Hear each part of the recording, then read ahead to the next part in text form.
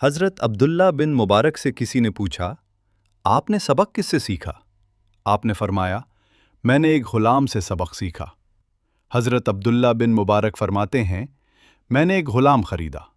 کچھ عرصہ بعد میں نے اس سے کہا، اگر تم آزاد ہونا چاہتے ہو تو محنت مزدوری کر کے مجھے کچھ دینار ادا کر دو، میں تمہیں آزاد کر دوں گا۔ غلام نے عرض کیا، ٹھیک ہے، میں دن کو آپ کی خدمت کروں گا اور رات کو محنت مزدوری کیا کروں گا، جو کچھ کماؤں گا وہ صبح آپ کو لا دیا کروں گا۔ حضرت عبداللہ بن مبارک فرماتے ہیں کہ وہ غلام دن کو میری خدمت کرتا اور رات کو کہیں چلا جاتا، پھر صبح آ کر مجھے 1 دینار دے دیتا۔ وہ روزانہ یہی کرتا رہا۔ ایک دن لوگوں نے مجھ سے کہا، آپ کا غلام رات کو قبریں کھودتا ہے اور تازہ مردوں کے کفن چرا کر بیچ دیتا ہے اور انہیں پیسوں سے آپ کو دینار لا کر دے دیتا ہے۔ یہ سن کر میں بہت پریشان ہوا اور دل میں کہا کہ آج خود دیکھوں گا۔ چنانچہ رات کو جب غلام نکلا تو میں چپکے اس کے پیچھے چل پڑا۔ وہ قبرستان پہنچا اور ایک قبر کھودنے لگا۔ میں قریب کھڑا ہو گیا۔ اس نے قبر کھودی اور اس میں اتر گیا۔ کافی دیر ہو گئی مگر وہ باہر نہ نکلا۔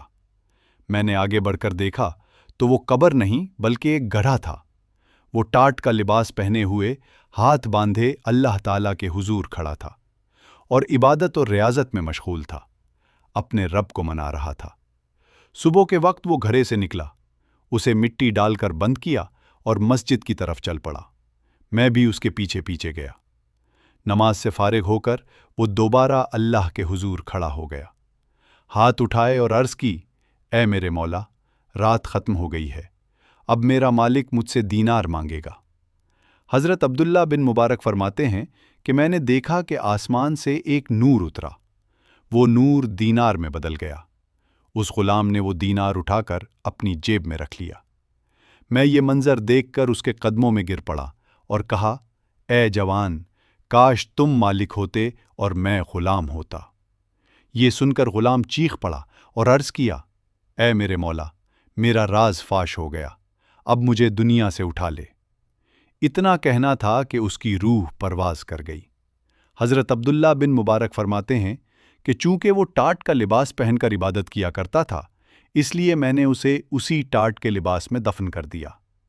اسی رات میں نے خواب میں دیکھا کہ ایک براق پر تاجدار کائنات سوار ہیں اور دوسرے براق پر سیدنا ابراہیم علیہ السلام سوار ہیں۔